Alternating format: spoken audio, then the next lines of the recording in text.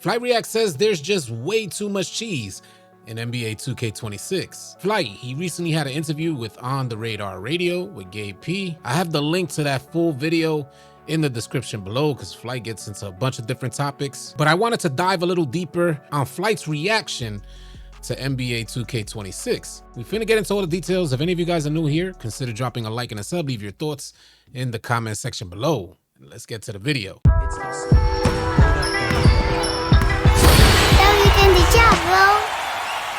If you guys are looking for players to run with, you're tired of running with randoms, and you're looking for a crew on NBA 2K26, join the AllCity 2K Discord. We are the #1 2K Discord outside of NBA 2K's Discord. With over 30,000 members, I'm sure you'll find players to add to your crew, or you'll find a crew to join. If you would like to join one of the AllCity crews, subscribe to our Discord and we got a spot for you. The link for Discord is in the description below. Join today. All right, yeah, so we're gonna check out this interview with Flight Reacts from On The Radar Radio with Gabe P. Yeah, be sure to check out that channel. Again, the link to the full video will be in the description below. Let's hit play. The new 2K, like I had seen that you've been playing it on Twitch. Yeah. Right? What are your thoughts on this year's on 2K26? Yeah, so, bro, they have so much potential to like make like a really good, like it's actually fun, but they have so much cheese going on in this game. They got the Zenners. Like what? They got the Zenners. Like is Zenning. I want to quickly reference this post from That's EJ. He says Zenning is at an all-time high on 2K26, and defense is so trash that you got to jump at every shot in order to get a contest. It's sad because this game really has potential to be good.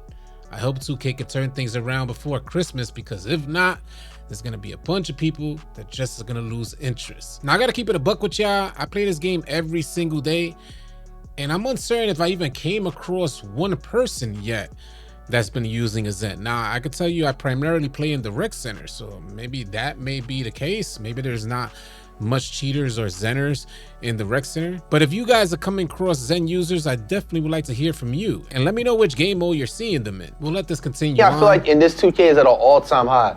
Like there's people that is pulling off fading half-court shots. They're hiding behind screens, left and right all day, fading screens.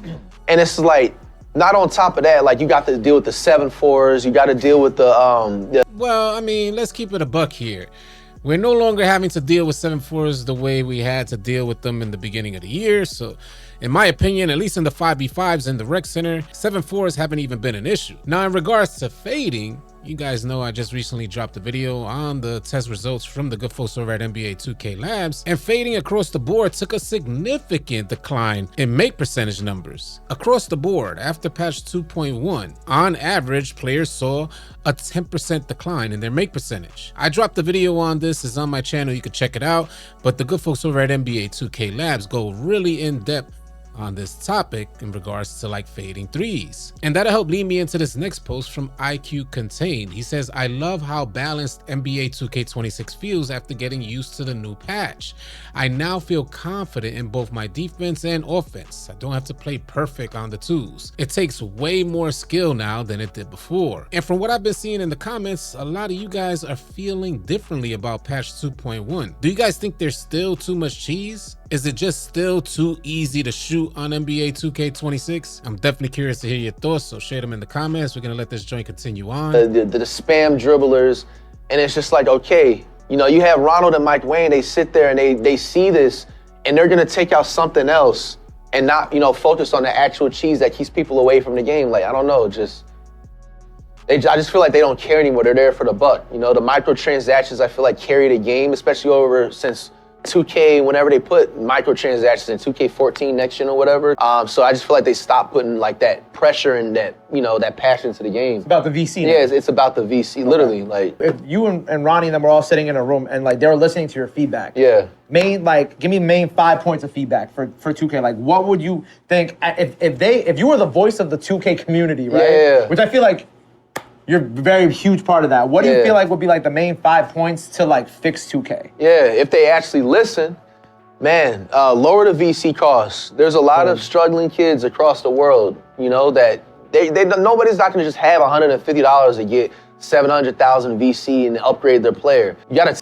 Absolutely, and this is facts. I mean, I gotta keep it a buck with you as well. I've been covering the cost per bill for a number of years now, and since NBA 2K24, from 24, 25, and now 26, the cost per build has been very similar, and it's roughly around $375,000 to max out your build from 60 overall to 99 overall. Whether you trade in your time or you trade in your money, it's a win-win for 2K. Trading your time will help with 2K's player retention numbers, and trading your money will just help with 2K's recurrent consumer spending money. And both of these stats are great when they're on those earning calls with their investors and shareholders. I'll let this joint continue. Take away the Zens. You gotta take away like all the Zen, just the Zens. Like, there's no way you guys aren't able to control that. The parks, like, you guys are so bland with like the park courts. Like, they did say that they're gonna be every season throw back in like the 2K16 parks in the Sunset River. And the 2K16 one was fire. Yeah, exactly. Yeah.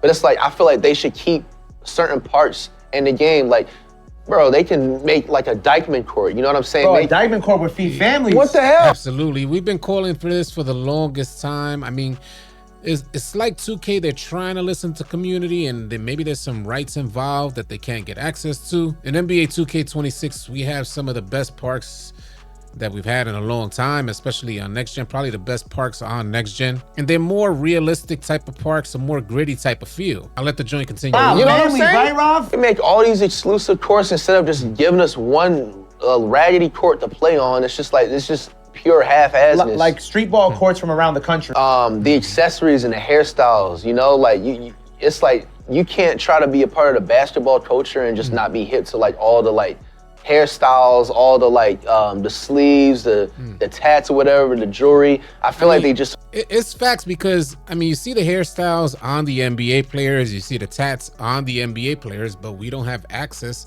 to those same assets when trying to create our own player. And I think if 2K already has incorporated it as an asset, then we should be able to use it on our own players, whether that be a hairstyle or a tattoo. I'm gonna let it continue. So bland with just when it comes to that stuff, and they also charge so much VC for it. And I say, like, for the fifth one, this is easy. They gotta bring back. I don't know if you remember the draft combine and yeah, he's gonna talk about bringing back demos, but everything just costs way too much. And as you guys saw in NBA 2K26, they now have true religion. So 2K continues to leverage other clothing companies to get involved with, 2K games. And this is all off of our backs and what we spend, in recurrent consumer spending, microtransactions on these little things like clothing. We'll let this joint continue on. Yeah, where you were able to play the pre-order the game. I feel like they need to bring back the demos. You literally was able to have and play, not have the full game, but pre-order and play a certain portion of the game like in July. You know what I'm saying? You can get all the movements right. You can get all the like whatever. Like a beta. The beta, exactly. Yeah. And also with that, I feel like it'll help because the community will be able to tell them these problems that are in the game instead of them waiting until the game releases and now you guys are gonna come up with a patch. Yeah. You know what I'm saying? The first month of the game. Like, yeah, they need to come back, start bringing back those demos. They was doing them all the time, like, and they just stopped, with the demos. I don't understand it either. It's, considering what we've gone through so far with NBA 2K26, where I was damn near heartbroken thinking that patch 2.0 was it. I thought I was about to put down NBA 2K26. Prior to patch 2.0, I was having the time of my life, having extreme fun. 2.0 completely changed the game in front of me and rendered my point guard and the way in which I chose to play 2K up until that point. It rendered it completely different, damn near useless. So I knew I was going to have to relearn the game and have to apply some different dribble combinations in order to even get open with how overpowered those bump steals were. Not to mention the trapper animations that defense is getting as well. But after praying to Joe knows, thank Joseph, we got patch 2.1.